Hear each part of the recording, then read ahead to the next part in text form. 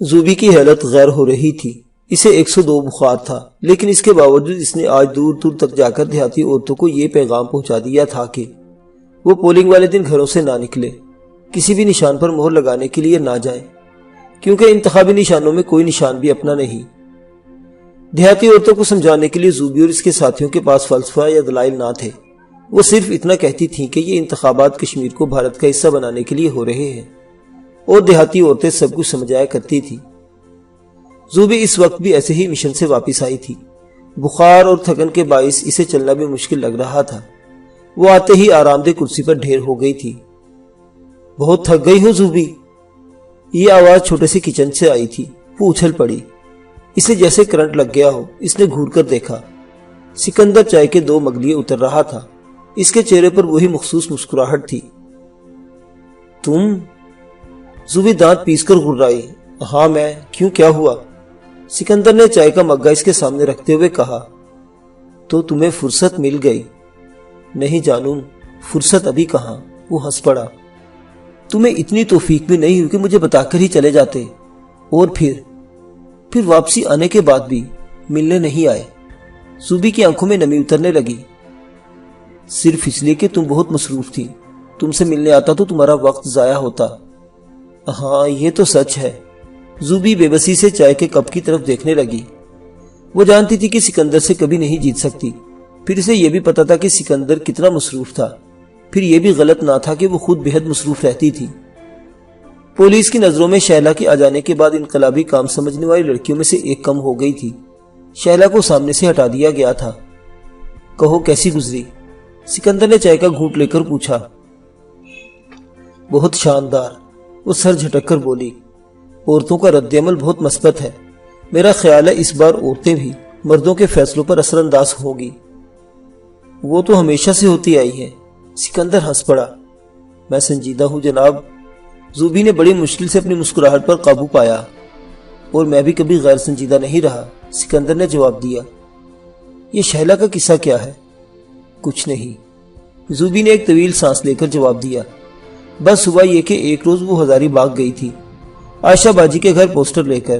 راستے میں پوسٹروں کا ایک بنڈل کھل گیا جس پر گشت کرنے والے فوجیوں کی نظر پڑ گئی۔ انہوں نے شہلا کو وہیں پکڑ لیا۔ وہ اسے تھانے لائے جہاں چند حریت پسند موجود تھے۔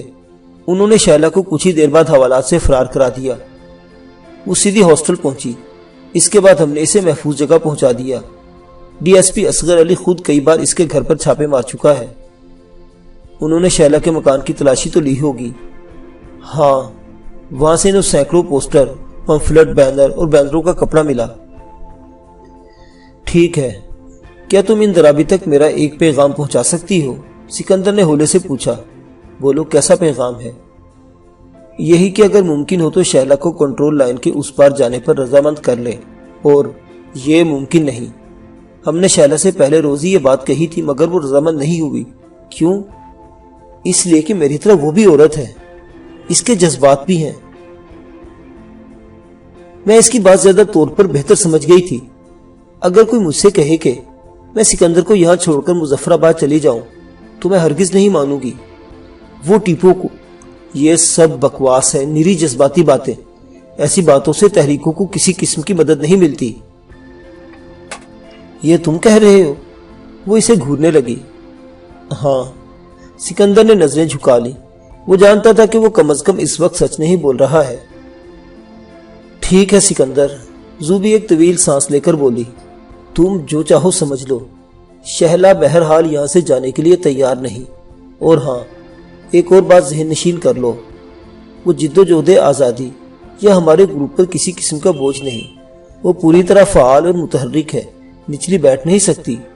آج کل گروپ کے لیے کمیونیکیشن سیل کی انچارج ہے اور یہ کام عاصم سے بہتر طور پر کر رہی ہے۔ زوبی کا لہجہ تلخ ہوتا چلا گیا۔ تم برا مان گئی؟ کس بات کا برا مانوں گی میں؟ وہ تڑق کر بولی۔ سکندر خاموش ہو گیا۔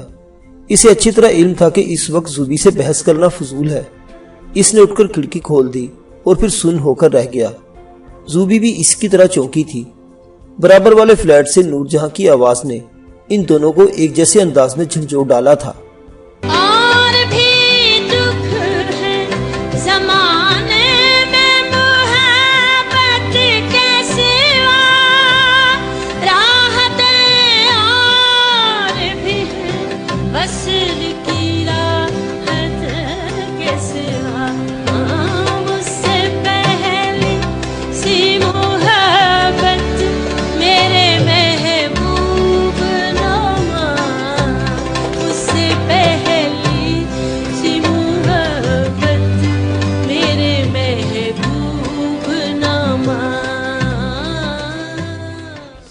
احتجاج کی فوری وجہ درسی کتاب میں رسول پاک صلی اللہ علیہ وسلم کی خیالی تصویر کی اشاعت تھی۔ اس پر اتنا بھرپور احتجاج ہوا تھا کہ انتخابات کے بائیکاٹ کے نعرے پس منظر میں چلے گئے تھے۔ سری نگر شہر احتجاج کی اس لہر میں ڈولنے لگا تھا۔ جگہ جگہ آگ لگی ہوئی تھی، پولیس سے تصادم ہو رہا تھا۔ ڈل گیٹ سے شروع ہونے والے جلوس کو روکنے کے لیے پولیس نے پوری طاقت استعمال کر لی تھی اور پھر فوج کے ٹرک نمودار ہونے لگے۔ زینا قدل میں پولیس اور مظاہرین کے درمیان زبردست تصادم کے باعث 3 افراد کو گولیوں کے زخم آئے تھے، جبکہ 10-12 پولیس والے پتھراؤ سے زخمی ہوئے تھے۔ اس نوعیت کے تصادم کی اطلاعات ہر جگہ سے مل رہی تھی۔ شام ڈھلنے تک زخمیوں کی شہری تعداد 150 اور پولیس والوں کی تعداد 50 سے تجاوز کر گئی تھی۔ کئی افراد کے جاں بحق ہونے کی بھی خبر ہے۔ اشرف نامی نوجوان نے سکندر کو بتایا تھا۔ یہ نوجوان ٹیپو اور سکندر کے درمیان رابطہ تھا۔ اس کے بارے میں کہا جاتا تھا کہ یہ خطرے کو دور ہی سے سونگھ لیتا ہے۔ مجھے صرف سچی خبر سے سروکار ہے اشرف، تھپے موثوق سے کچھ نہیں کہہ سکتا۔ اشرف نے فوراً کہا، میں نے یہ افواہیں سنی ہے کہ پولیس کی فائرنگ سے بعض افراد ہلاک ہو گئے۔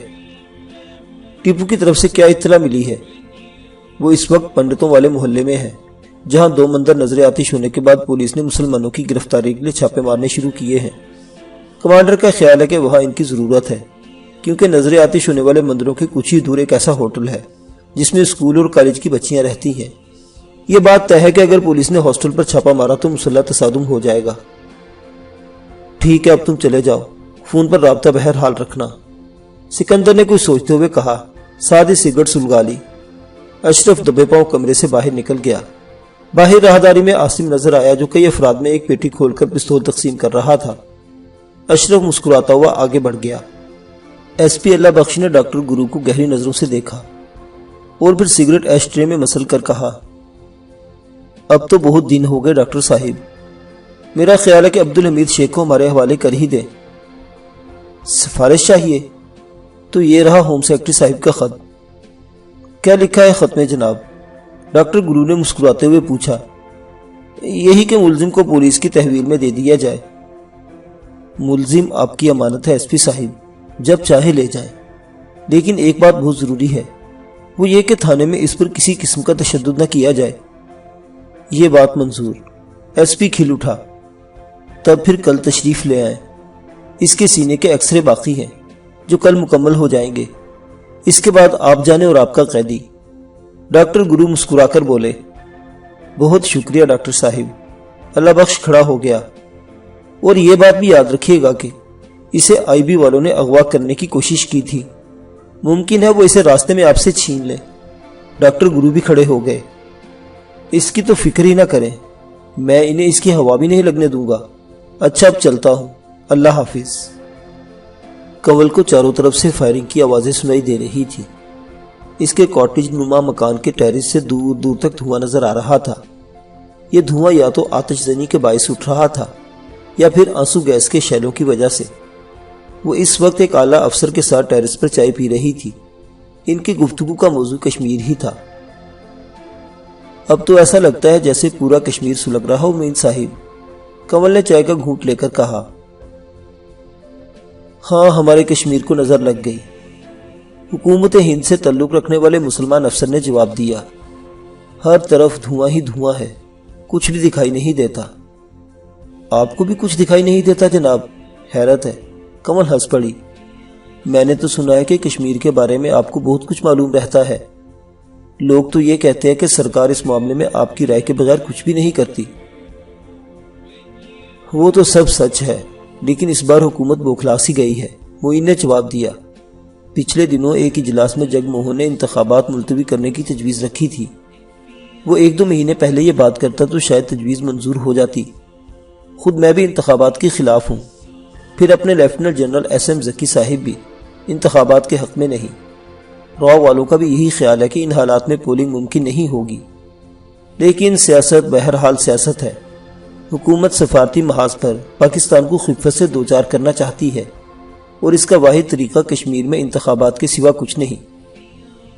آج کل کشمیر کے معاملات میں جگ موہن اور جنرل ذکی کا ذکر بار بار آ رہا ہے سرکار۔ ہاں، مجھے لگتا ہے کہ دونوں ہی کوئی اہم کردار ادا کرنے والے ہیں۔ جگ موہن تو جب چاہیں دوبارہ گورنر بن سکتے ہیں، میرا خیال ہے کہ وہ اس کے لیے تیار بھی ہیں، لیکن انتخابات کے نتائج سے قبل حامی بھرنا نہیں چاہتے، معین نے جواب دیا۔ اس کی انگلیوں میں سگار دبا ہوا تھا۔ میرا خیال ہے کہ انتخابات کا نتیجہ کچھ بھی نہیں ہوگا، کنول نے کہا۔ لوگ ووٹ دینے کے موڈ میں نہیں۔ حکومت کے لیے یہی بہت بڑی شکست ہوگی کہ لوگ ووٹ ڈالنے نہیں آئے، معین بولا۔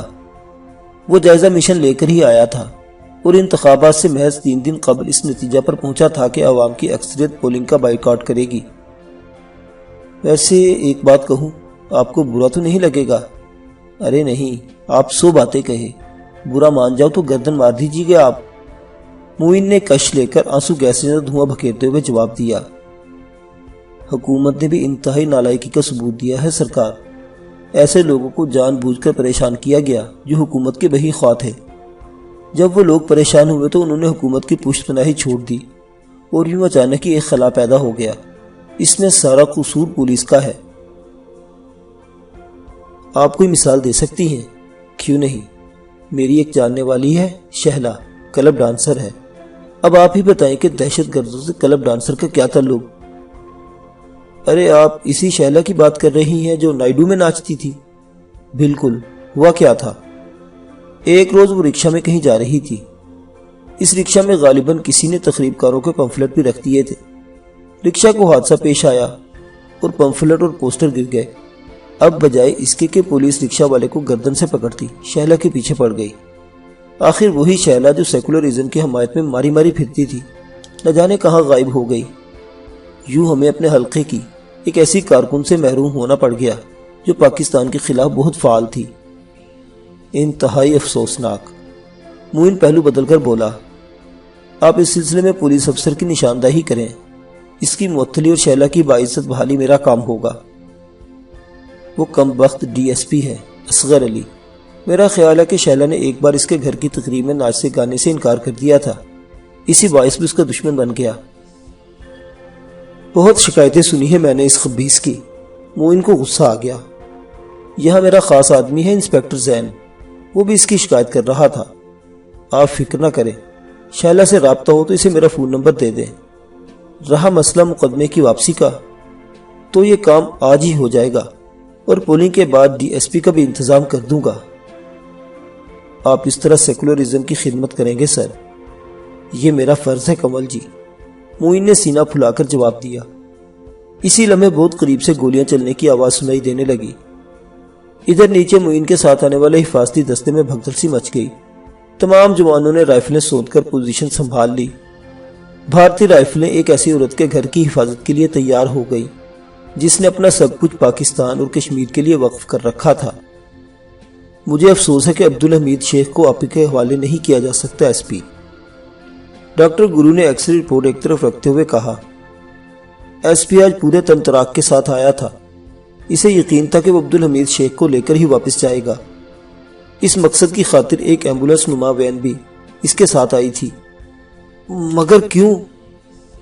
مارے غصے کے اللہ بخش کی آواز پھٹنے لگی۔ اس کے ایکس رے بھی ٹھیک نہیں، ڈاکٹر گرو نے جواب دیا۔ آپ سے وعدہ کرنے کے بعد ہم نے کل شیخ کو ہلکی سی ورزش کرائی تھی، مگر وہ چند قدم بھی نہیں چل سکا اور بے ہوش ہو گیا۔ یہ وہ حالات ہیں جو مجھے مجبور کرتے ہیں کہ میں وعدہ شکنی کروں۔ میڈیکل سائنس کے ضابطہ اخلاق، جہنم میں گیا ضابطہ اخلاق۔ ایس پی دھاڑنے لگا۔ میں آج اسے لے کر ہی جاؤں گا۔ ٹھیک ہے، لے جاؤ، ڈاکٹر گرو نے بھی بفر کر کہا۔ تم اسے جو ہی اپنی گاڑی میں بٹھاؤ گے، شہر کے تمام اسپتالوں میں ڈاکٹرز اور پیرامیڈیکل سٹاف کی ہڑتال شروع ہو جائے گی۔ ویسے بھی پرسوں الیکشن ہے، حکومت اس ہڑتال بکو مت۔ ایس پی اتنی زور سے چیخا کہ اسے کھانسی آنے لگی۔ Shut up! گرو کی آواز زیادہ زوردار تھی۔ میں ابھی ہوم سیکرٹری کو فون کرتا ہوں کہ ایک پولیس افسر ڈاکٹر کو ہڑتال پر مجبور کر رہا ہے۔ 1 منٹ سر۔ ایس پی کے انسپیکٹر نے حالات کی نزاکت کا احساس کر لیا۔ سر پلیز، اس نے اللہ بخش کی طرف دیکھ کر کہا۔ وہ پھر ڈاکٹر گرو سے پوچھنے لگا، ملزم کب تک چلنے پھرنے کے قابل ہو جائے گا؟ مزید 2 ہفتے لگیں گے۔ ڈاکٹر گرو نے فائل بند کر کے ایک طرف پٹخ دی۔ اس سے قبل میں کچھ نہیں کر سکتا۔ Thank you sir. انسپیکٹر اٹھ گیا۔ ایس پی اللہ بخش بھی کسی ہارے ہوئے جواری کی طرح اس کے ساتھ اٹھا اور سر جھکائے باہر چلا گیا۔ ڈاکٹر گرو نے ایک طویل سانس لے کر پہلے ایکس رے رپورٹ کی طرف دیکھا، پھر ریسیور اٹھا لیا۔ وہ سرکاری ہدایات کے عین مطابق پولنگ ڈے پر اسپتالوں میں ہنگامی حالات کے نفاذ کی ہدایات دینے لگے۔ انہیں اندازہ تھا کہ پرسوں بلڈ بینک میں خون کی کمی پڑ جائے گی۔ ان کی کوشش تھی کہ اسپتال میں ہر گروپ کا خون وافر مقدار میں موجود ہو۔ Sikandar to all, are you hearing me? Sikandar کی پیشانی پر سردی کے باوجود پسینے کی ننھی ننھی بوندیں نظر آ رہی تھی۔ وہ اپنے وائرلیس پر جھکا ہوا مسلسل مختلف گروپوں سے رابطہ کر رہا تھا۔ دوسری طرف سے جواب ملتے ہی اس نے سکون کی سانس لی اور پھر شروع ہو گیا۔ تمام گروپ اپنے اپنے ٹھکانوں پر ریڈ الرٹ میں رہیں۔ سری نگر میں فوج کی تعداد بڑھا دی گئی ہے، اس لیے کسی غیر ضروری تصادم کا خطرہ مول نہ لیا جائے، لیکن تصادم کی صورت میں پوری قوت استعمال کی جائے۔ ہر گروپ اپنے علاقے کے پولنگ سٹیشن کے لیے جواب دہ ہوگا۔ پولنگ سٹیشنوں کے قریب مراکز آزادی سے لوگوں کو یہ بتایا جانا چاہیے کہ ووٹ دینا کس قدر مہلک ثابت ہوگا۔ ووٹ دینے کے لیے آنے والوں سے تعارض نہ کیا جائے، لیکن اگر JKLF والے تشدد کریں تو ان کی راہ نہ کھوٹی کی جائے۔ Over and all.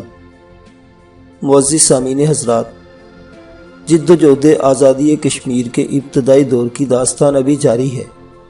بقیہ واقعات اگلی قسط میں۔ دیکھتے رہیے اردو داستان۔ اللہ حافظ۔